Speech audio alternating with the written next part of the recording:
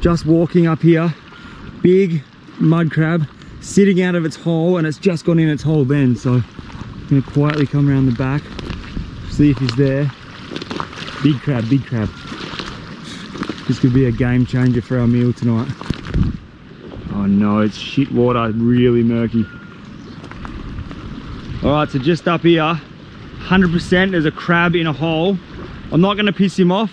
I'm not gonna go and stick the spear in the hole because I've got no way of hooking him out right now. And I don't just want to spear it in the face and drag it out. So what I'm gonna do, I'm just gonna play the waiting game. We'll sit outside of its hole, we'll sit above the hole. And when he walks back out, generally what they do, they'll walk back out of their hole again. I'll try to block the hole with its spear and we'll just grab the crab with our hand. I'll give myself 10-15 minutes just chilling and waiting on this hole here. All right, I'm gonna do a little bit of a change of plan. I know there's a crab in this hole. I've got the smallest mullet that we speared today. What I'm gonna do, I'm gonna use this mullet as bait. I'm gonna sit it 30 centimeters in front of its hole and just let that smell of the mullet fill up this little pool of water. That crab, being a crab, they're a scavenger. It should come out to feed on this mullet. As soon as it comes out to feed on the mullet, we're gonna get it with a spear. That's the plan anyway. Let's see how long this takes. Should work.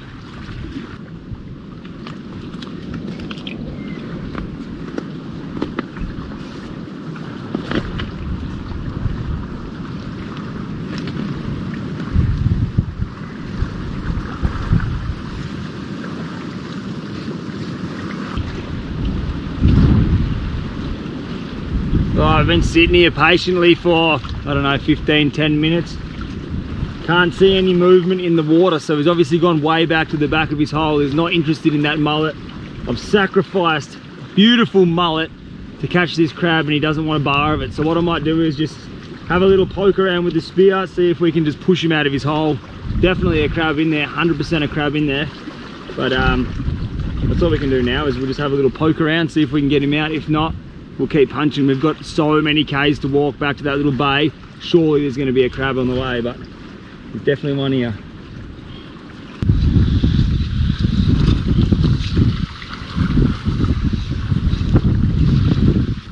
It's not a very good hole. It's very wide, not very deep. Let's keep pushing on.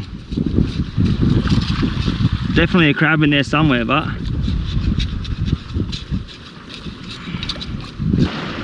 look at this. I don't even know if you guys can see it in the chalk milk water, but that right there is a big shovel-nosed shark. I reckon I could just about grab it with my hand. Ready? Watch this.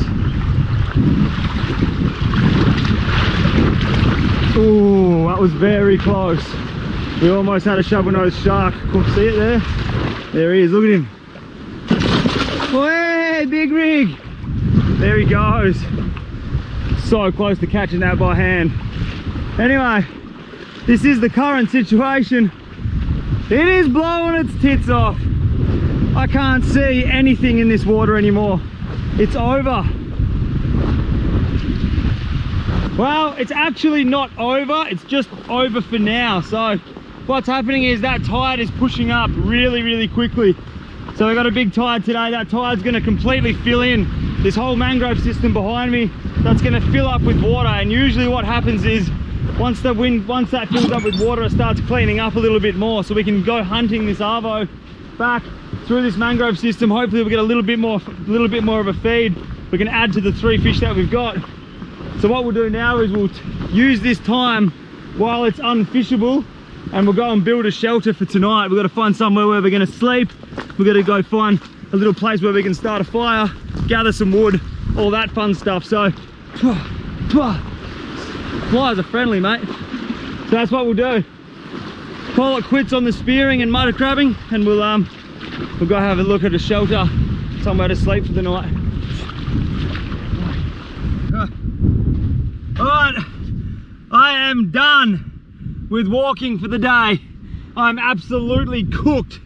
I've done some serious Ks, and this little sandy patch you see in the back here, this is home for the night. I'm done and dusted. That tide would have come up about 2 or 3 meters, just literally watching it as I walk. I've walked all the way up.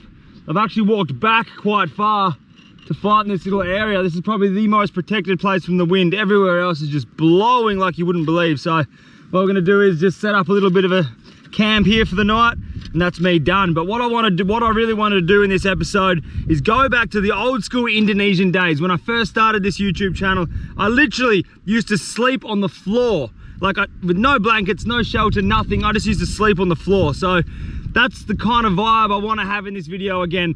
Just me personally, like I like putting myself in uncomfortable shit situations. So that's what we're doing. We're literally just gonna, this is the only sandy spot I found, far enough away from the mangroves, should be away from the sandflies